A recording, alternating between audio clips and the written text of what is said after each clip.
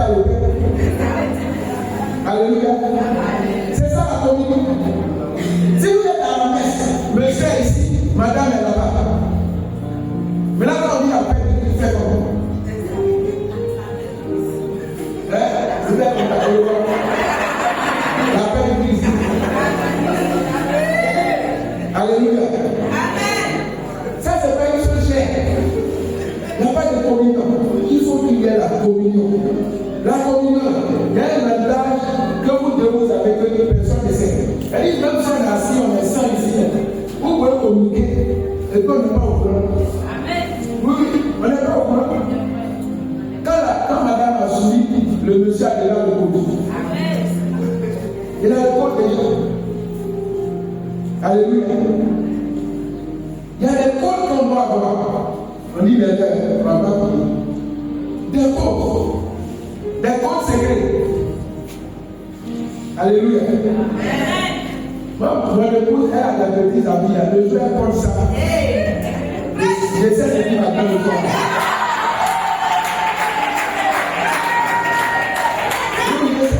Ce jour-là, je ne vais pas faire de rosaire.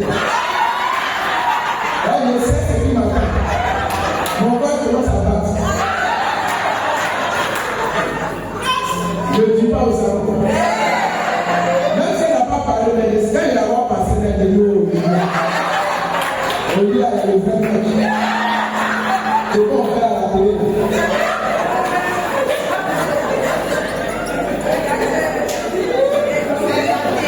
Alléluia. C'est ça la communion. Donc c'est très important. Il faut qu'on ait ça. Il faut qu'on arrive à ça.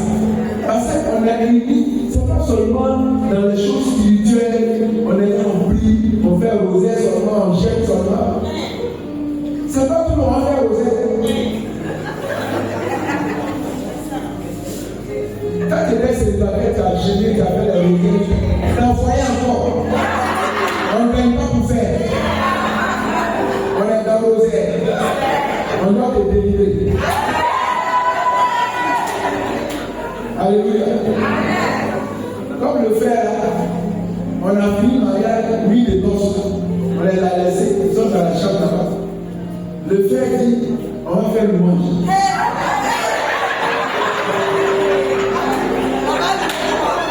Ils ont fait une heure de temps faire le mange. Sa femme est chante, donc ils ont fait le mange. Après, ils vont, on va lire la Bible, on va regarder la parole. C'est assemblée de prière demain. Ils vont partager la parole, chacun a parlé, donc lui met la prêche. Après, ils vont faire rosaire. Dans lui, on a ça. Ils ont fini le rosaire. Ben, je vois, il était presque battu. À la fin, il s'est venu à Jésus, il faut prier pour moi, Jésus, il faut prier pour moi. Il a donné une option.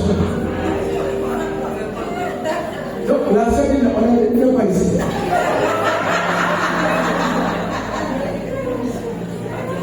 Ils ont prié là, madame. Ben, je vois. Il y a des hommes qui prient. Là-bas, tu veux un homme qui prie. Tu vas avoir un homme comme ça. Alléluia. Alors, tout ça, quand on a fini de vivre tout ça, cette spiritualité du mariage, où on a atteint la volonté initiale de Dieu, c'est pour faire quoi? Je suis arrivé dans la télé pour parler du but du mariage. Pourquoi on est marié? Pourquoi on s'est marié? Parce qu'après avoir fait tout ça, Dieu nous a mis dans toutes ces conditions-là, et puis paf, on est marié, gloire à Dieu. Et puis après, il y a quoi après? Quel est l'objectif? Une seule chair là, il y a les enfants aussi qui vont arriver. Mais au-delà de tout ça, quel est le but? Pourquoi Genèse 2:18, on le dit là-bas, Dieu dit à Adam, il n'est pas bon car Adam soit seul. Je vais lui faire une aide. Donc, l'aide qu'on nous donne, et puis on est marié. C'est pourquoi le mariage mariage, c'est pour faire quoi? Quelle est la volonté de Dieu sur le mariage? Quel est le but divin? Vous qui êtes marié, est-ce que vous êtes interrogé? Après votre mariage, mais pourquoi on est marié? C'est vrai qu'il y a un enfant avec ça, mais pourquoi? Pourquoi nous sommes mariés? Quel est l'objectif? Ça, je pose la question au papa, ils sont mariés. Parce que Dieu a dit, il va te donner une aide qui s'appelle aide. Mais l'aide t'aider à faire quoi? Elle t'aider à faire quoi? À manger ou à faire quoi?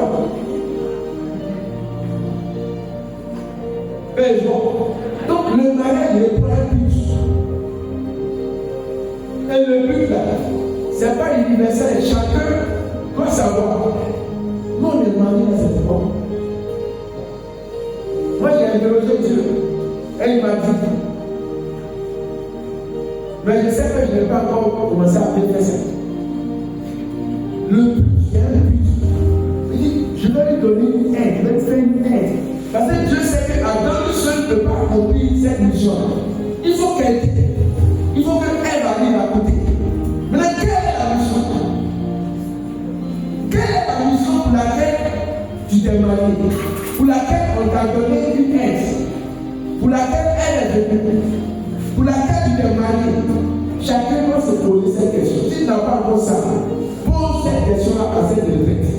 Toi qui es déjà marié, toi qui n'es pas encore marié, il faut déterminer la mission. Alléluia. Parce que quand Dieu dit, Éphésiens 5, femme, soyez soumise. C'est une soumission. Cette soumission-là, c'est-à-dire la femme, elle est sous ta mission. Mais quelle est toi ta mission? Pour que la femme soit avec toi dans la mission. Tu dois connaître l'objectif, le but du mariage. C'est important parce qu'on peut être marié et puis rater l'objectif pour lequel Dieu a voulu qu'on se marie sur la terre. On peut rater ça. On peut rater ça. C'est pourquoi je dis mariage, ce n'est pas pour les chrétiens, c'est pour les chrétiens. Tu peux rater. Ou bien avoir des enfants, avoir de belles maisons, tu peux rater l'objectif. Peut-être que Dieu vous a mis ensemble peut-être pour aider les pauvres, les orphelins. C'est votre mission. Vous avez ensemble peut-être pour prendre soin des prêtres peut-être. Ou bien pour faire une autre de Dieu particulière. Il y a toujours une mission rattachée à un mariage, à un foyer. Interrogeons-nous, Seigneur, pourquoi tu m'as donné cette épouse, cette femme, cet homme? Quelle est notre mission? Qu'est-ce que nous devons faire? Que devons-nous faire dans ta mission? Quelle est notre place dans ce corps? C'est important. Si tu as trouvé ça, je vous assure, vous serez épargnés. Vous serez épargnés dans le foyer. Et Dieu va vous donner toujours des ressources. Plus vous allez découvrir ce que vous avez à faire, et plus vous allez faire ce que Dieu vous demande de faire, plus Dieu va vous donner des ressources. Et plus Dieu vous donne des ressources, plus vous serez bénis et épargnés dans le foyer. Alléluia. Que Dieu vous bénisse. Amen.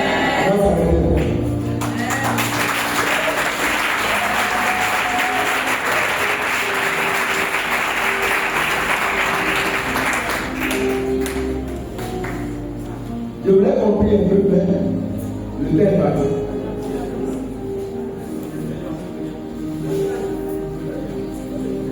Vous voulez compris un peu? D'accord? Moi, je l'ai dit, le minuit 5 à 15 mois, allez-y. Alors, on va se dire.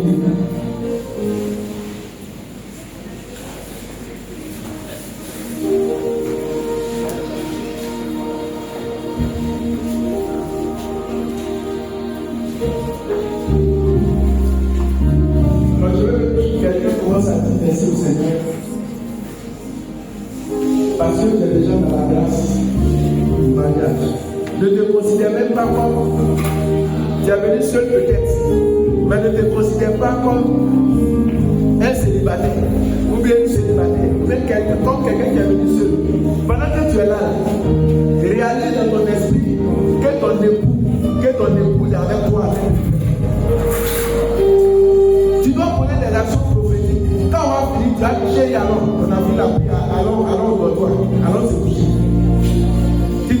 matin, tu le salues. Même si la personne a volé de toi. Alors commence à bénir le Seigneur. Élevons la voix, disons merci à Dieu pour cette grâce particulière. Peut-être que tu es déjà marié, dis merci Seigneur. Tu n'es pas encore marié, mais j'annonce que tu l'es déjà. Alors dis merci à Dieu. Parce que dans le plan initial de Dieu, tu es déjà marié, tu es la cause de quelqu'un. Tu es une femme, tu es la cause de quelqu'un. Tu es un homme, tu es la source qui appartient à quelqu'un. Alors bénissons le Seigneur pour la grâce qu'il nous a accordée. Nous sommes une bénédiction. Nous sommes déjà bénis. Dis Seigneur, je te lève, je t'honore. Je te dis merci. Tu as dit, il n'est pas bon que je sois seul. Et tu m'as donné une femme, tu m'as donné un mari.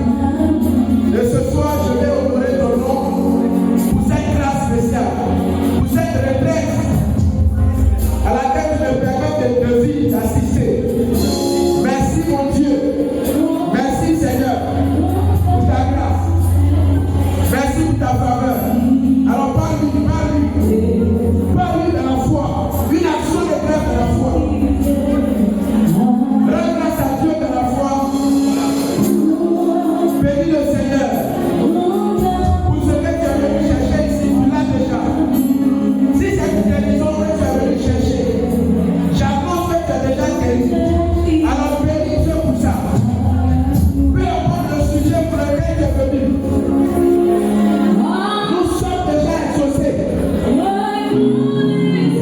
Nous sommes déjà exaucés.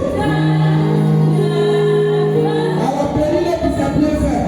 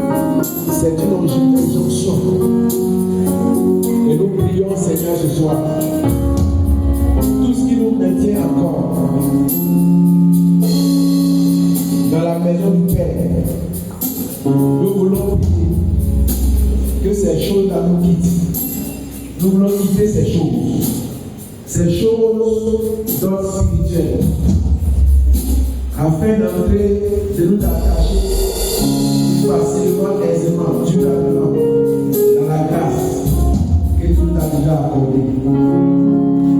Et nous te disons merci.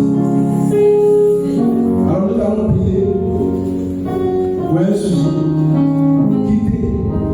On va s'attarder sur ce thème-là. L'homme quitter là. J'ai dit dans mon propos, il y a des choses spirituelles pour lesquelles on doit quitter. Sinon, ça va nous rattraper. Il y a des choses qui sont dans la maison de ton père, comme c'était le cas d'Abraham. Dieu lui a demandé de quitter. Parce qu'il n'avait pas la force pour pouvoir les dominer. Mais à Gédéon, il n'a pas dit à Gédéon de quitter. Il a dit à Gédéon d'aller les détruire. Et nous, nous allons les détruire. S'il y a des choses qui nous bloquent, pour nous empêcher d'entrer dans la grande du mariage, nous allons détruire, briser ces choses. Tu payes même dedans. Depuis ces choses-là, tu réclames pour que tu sortes. On va détruire ces choses. Donc, regarde bien toi-même. Qu'est-ce qui t'empêche? Qu'est-ce qui te bloque dans cette grâce? Parce que le Père a déjà tout disposé pour toi. Mais quel est le problème? Quel est l'obstacle? Quel est le blocage? Qu'est-ce que tu dois quitter pour pouvoir entrer dans la grâce? Si c'est des choses spirituelles venant de ton Père ou de ta mère, nous allons détruire ça au nom de Jésus.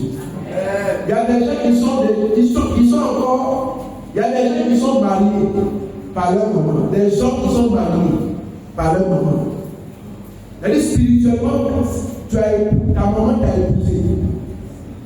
Elle t'a épousé spirituellement. Et ça, tant qu'elle n'a pas coupé ce lien, ta relation avec ta femme, ça sera toujours un problème.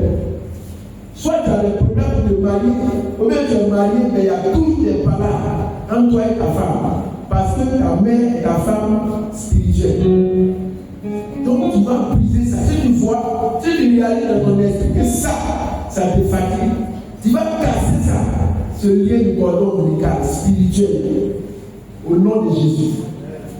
Regarde, si dans votre famille on n'arrive pas à se marier, il peut y avoir un lien d'ordre spirituel, tu vas briser ça, au nom de Jésus. Il y a un blocage.